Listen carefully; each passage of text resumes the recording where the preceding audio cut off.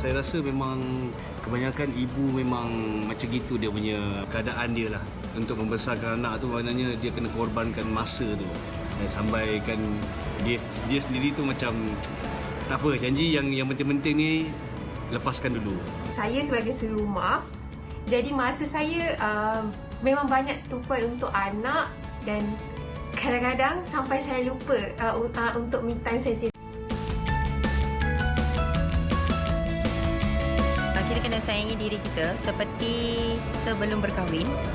Menjaga diri, sekiranya kita ditinggalkan atau dicurangi, kita masih boleh ke depan dan mempunyai keyakinan diri yang tinggilah dan tidak. Bagi saya, sebab at the end of the day, kita hanya ada diri kita sendiri. Sebab siapa lagi nak sayang kita kalau bukan kita? Dalam rumah tangga, kita letak sepenuh harapan. Bila satu hari nanti mungkin dah tak ada jodoh, kita akan down teruk. Tapi bila kita sayang diri kita sendiri, kita akan rasa more independent. Okey, itu dia pendapat orang di luar sana, Rina. Masing-masing ada pendapat tersendiri dan apabila terdengar pendapat orang di luar sana, tetamu kita di studio pun ada yang tergelak juga. Bila ada yang berkata, bila kita sayangi diri kita sendiri ni, apabila ada kita ditinggalkan ataupun ada dicurangi oleh sesiapa, kita boleh masih lagi berterusan dengan hidup kita. Tapi kan bila sentuh tentang sayangi diri sendiri ni, ini satu perkara yang memang kebanyakan dalam kalangan wanita ataupun kesemua wanita lupa untuk sayang diri sendiri. Kadang-kadang sebab kerana sayang orang lain, abai diri sendiri, curahkan kasih sayang pada orang lain, tak kasihan pada diri sendiri, berkorban untuk orang lain hingga diri terkorban. Ini yang kita nak bawakan kenapa wanita perlu sayangi diri sendiri. Kita bersama dengan dua tetamu hebat di hujung sana. Saudara Samsul Debak, apa khabar? Saudara Samsul atau lebih mesra dengan panggilan SD. Sihat? Sihat, alhamdulillah. Okey. SSS. SD. Okey, baik. Dan kita juga bersama dengan Betty Benafis. Selamat datang. Sihat ya? Alhamdulillah. Okey, baik. Kalau kita cakap mengenai wanita, sayangi dirimu. Kita nak mulakan dengan Betty sendirilah. Kita selalu diingatkan, love yourself. Kalau kita buka social media, banyak sangat quotes-quotes kat social media pun kata, love yourself, think for yourself, all these things. Tapi bagi Betty sendiri, bila kita cakap mengenai wanita, sayangi dirimu, apa pendapat Betty dan bagi Betty, bagaimana Betty menyayangi diri Betty sendiri? It's very subjective when you mention, bila you sebut sayang. Because bagi wanita, tak ada satu perempuan pun tak sayang diri dia. Sebab tu kalau tak sayang, dia tak akan pedulikan macam mana rupa dia. Kebanyakannya wanita akan sayang. Tapi dia ada proses sayang tu, ya. Dia ada proses. Kenapa sampai perempuan sampai tak sampai nak memikirkan diri dia? Kenapa dia sanggup memikirkan orang lain? There must be a reason, a journey of that. Kenapa sampai perempuan itu jadi ke tahap situ? Apa masalah dia? Apabila kita berkahwin, biasanya apabila ustaz bercintalah dengan ustaz punya isteri zaman dulu, mesti waktu bercinta tu ke apa ke, nak berkenalan ke apa ke, walaupun tak ada istilah cinta untuk ustaz sebelum kahwin, mungkin, tapi mesti dia nak jumpa bakal suami tu dia dalam keadaan cantik. Sebab dia tak, waktu tu masa dia hanya untuk diri dia je. Apabila kita berkahwin dengan sang suami ni, seharusnya benda alam perkahwinan itu adalah satu alam yang baru di mana ia merupakan alam teamwork. Kenapa sampai wanita meremehkan dirinya? Mungkin komunikasi dalam teamwork mereka tidak kuat. Mungkin expectation perempuan, expectation lelaki mungkin tidak kuat. Dan bila disentuh tentang berubahnya fasa, kita melihat itu tidak boleh dinafikan, SD. Sebab bila kita hidup solo sendirian, banyak masa digunakan untuk penampilan diri kita, untuk cantik diri kita, sayangkan diri kita. Tapi fasa berubah ke alam rumah tangga, ke alam keibuan, dan berubah juga fasa dan tanggungjawabnya. Maka bila tanggungjawab itu berubah, secara tak langsung diri sendiri akan dilupakan. Kadang-kadang diabaikan terus begitu. Kenapa sebenarnya fasa ini membuatkan seorang wanita itu lupa istilah sayangi diri mereka? Terima kasih. Leka saya dengan soalan tu. Memang terbaiklah tu kan. Terbaiklah soalan tu kan. Jadi dia macam ada jawapan dalam tu. Dia sebenarnya memang fasa dia berubah. Kan, fasa berubah tetapi hakikatnya kita kena appreciate diri kita. Sebab silapnya bila kita cakap terlupa menghargai diri kita. No. Kita kena hargai diri kita sebab dengan kita appreciate diri kita, kita akan happy. Menghargai, menyayangi diri kita, kan? Orang kata membahagiakan diri kita, maka kita akan membahagiakan orang lain. Bayangkanlah sampai ada pepatah Jawa sebut, happy wife is a happy family. Jawa Maknanya kalau seorang isteri tu gembira, maka gembiralah keluarga tu. Sebab pusatnya kat situ. Contoh suami balik rumah, suami balik boleh tengok isteri dia bising-bising, maknanya okey. Sebab isteri dia sihat. Sebab isteri dia bising kan. Tapi kalau balik rumah isteri senyap, apa hal lah ni. Maknanya kata dia nampak isteri dia sedih, maka dia akan efek mood satu rumah. Sebab apa? Betul. Isteri ni adalah koordinator CEO rumah tangga. Suami penasihat dia. Isteri yang akan pastikan perjalanan rumah lah, jalan lancar apa semua. Dia akan jalan. Jadi kalau dia dah terencat dekat situ, yang lagi habis lah. Apalah salah aku hari ni. Apalah salah anak-anak hari ni. Sebab kena ingat, bila kita happy, bila kita sayang diri kita, aura positif, kita sayang diri kita, kita cantik, kita rasa segar, fresh, aura tu akan share dengan orang lain. Kan? Bila kita sad kan, maka kita will sadden others. Maknanya kita akan cakap, anak ni, mak sakit lutut lah, mak sakit lutut lah. Boleh minyak tu. Dia bayang kan. Ya ke macam ni? Alah sikit je ni. Positif nampak. Bila positif bagi kan. Ya ke sikit? Ya tak ada apa-apa. Macam tu jugalah. Ni kalau semua orang belum bersedih dalam rumah macam mana? Kan? Kita kena sayangi diri kita. Sebab dengan sayang diri kita, kita akan juga memindahkan aura positif tu kepada orang lain. Sekeliling. Itu yang paling penting sekali. Itulah. Jadi rumahku syurgaku adalah konsep di mana terbentuknya daripada teamwork juga. Betul. Rumahku syurgaku. Bila sebut tadi tentang rumahku syurgaku, dia tak akan tiba-tiba jadi syurga. Kita kena create. Kita kena sebagai manusia, kita kena create. Itu sebab orang perempuan dia dah nampak dah. Baru tengok tiang rumah, belum siap rumah tu. Dah terbayang dapur ni terjadi apa, ni jadi apa. Dia punya positif. Yang suami tak terbayang, dia fikir berapa nak bayar berapa bulan. Lagi fikir itu je. Tapi isteri ni dia punya orang positif. Oh ya ke? Lepas tu bila dah siap, oh macam ni rupa cantik lah. Kalau orang lelaki dia tak komen banyak lah. Sebab kalau dia bagi cadangan pun, biasanya memang perempuan tak setuju lah. Jadi maknanya yang membahagia, yang penting perempuan tu bahagia. Isteri tu bahagia, insyaAllah. Semua bahagia insyaAllah. Dan saya bersetuju dengan apa yang dikatakan oleh SD tentang jika perempuan ataupun isteri itu bahagia, maka bahagialah rumah tangga. Kadang-kadang kebahagiaan itu juga menyebabkan dia leka dalam dunianya sampai suami mencari peluang yang lain. Sekejap lagi kita nak bincangkan. Tapi sebelum tu, kami nak kongsikan satu bingkisan ini, luahan hati seorang isteri, bagaimana dia bangkit untuk menyayangi diri sendiri. Jom kita saksikan.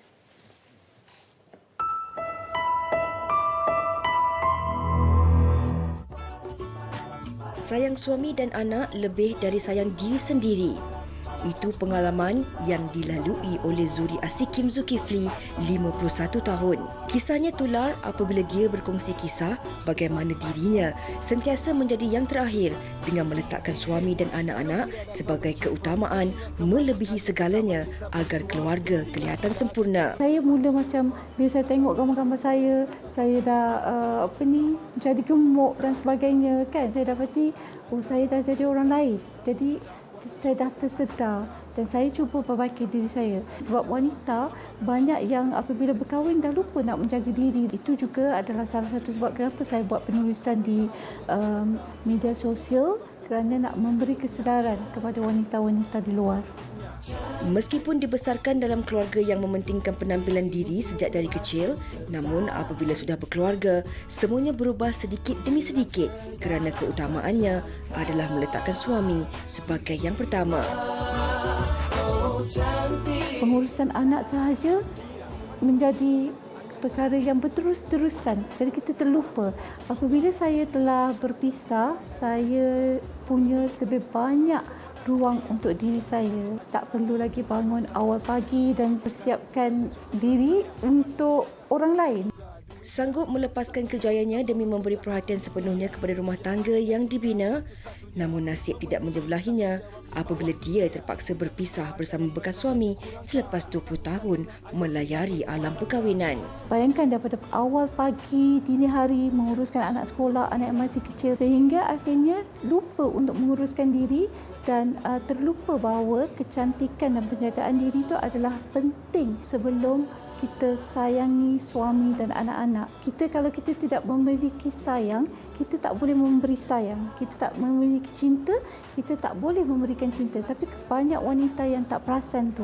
Sebab kita terlalu sayangkan anak dan suami, jadi kita utamakan orang lain dahulu daripada kita sendiri.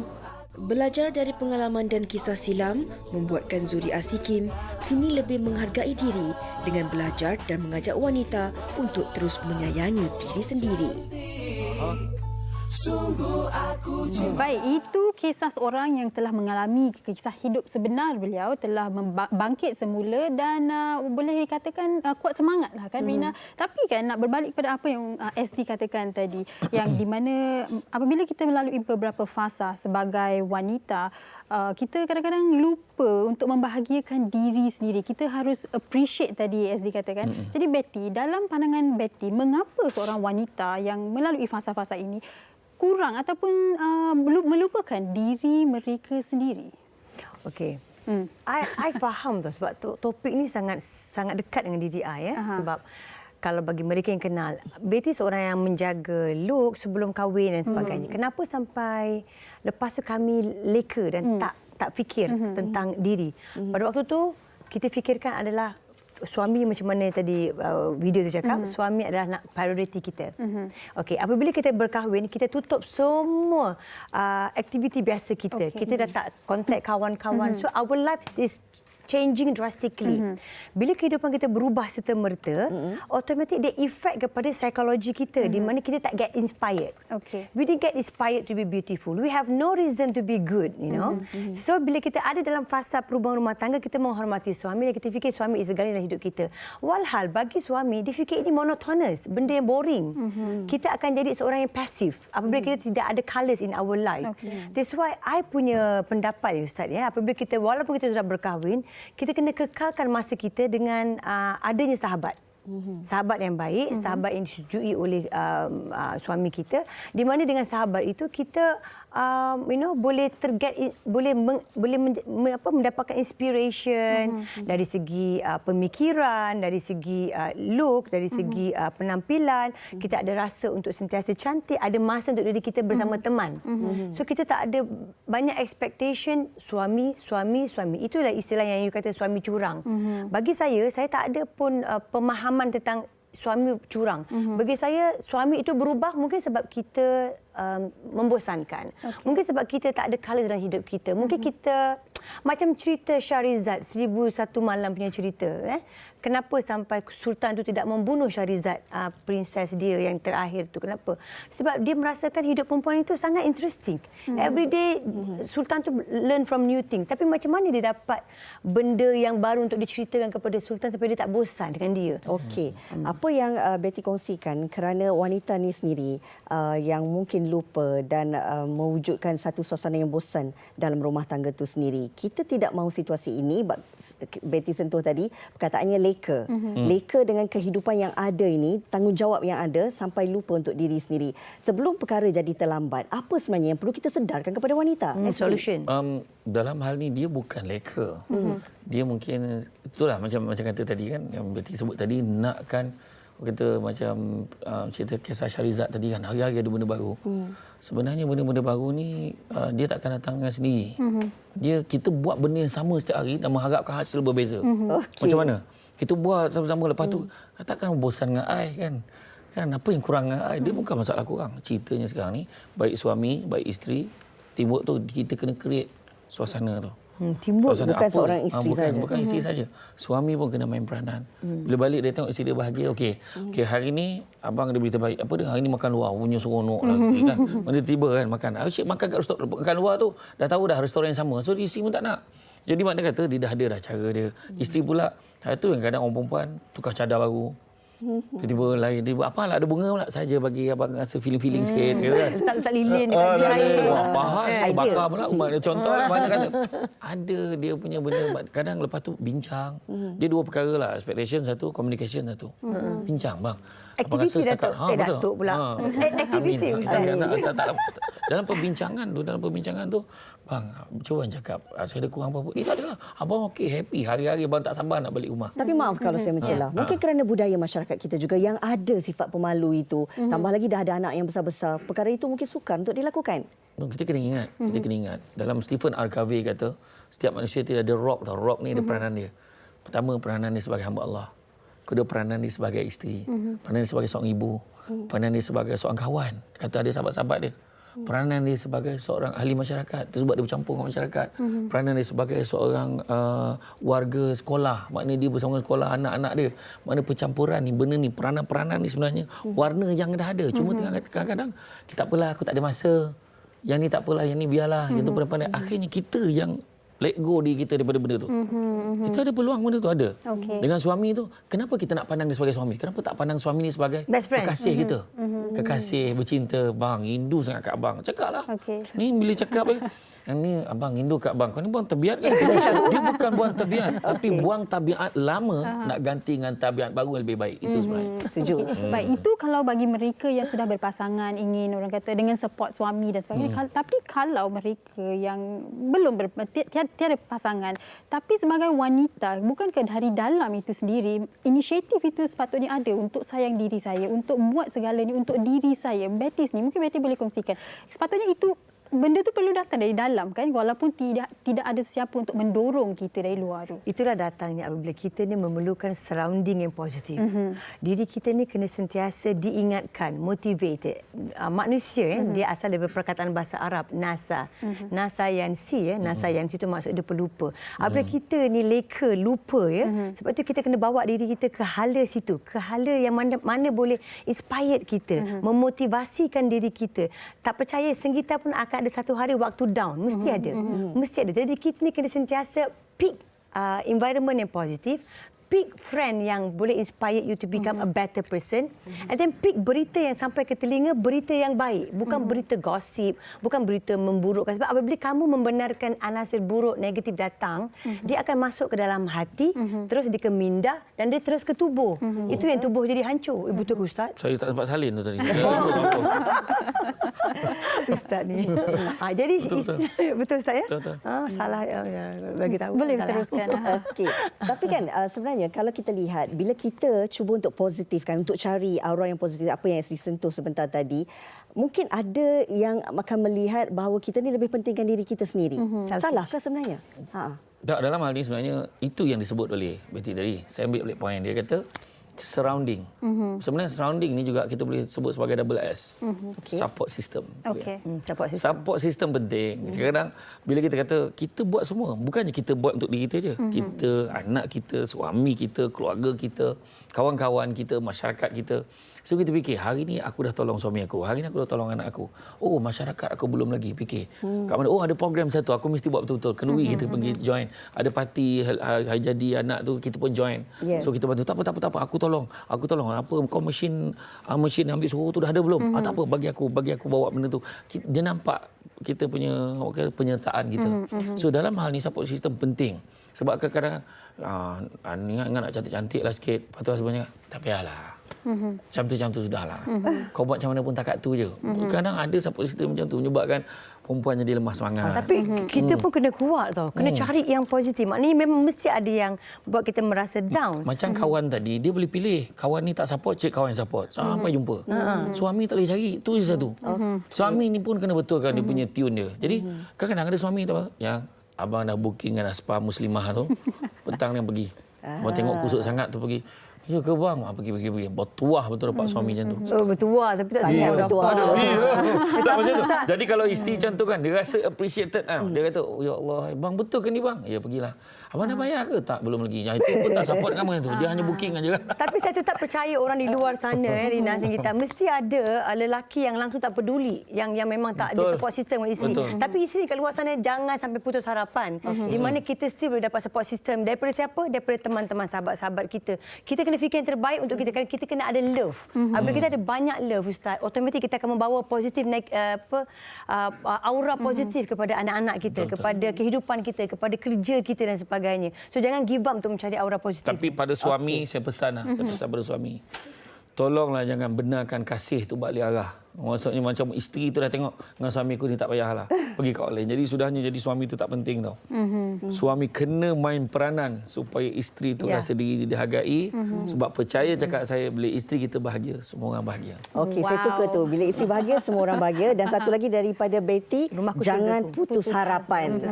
Okey, baiklah. Saya kira walaupun perbincangan ini dalam masa yang singkat, tapi isinya kita dapat.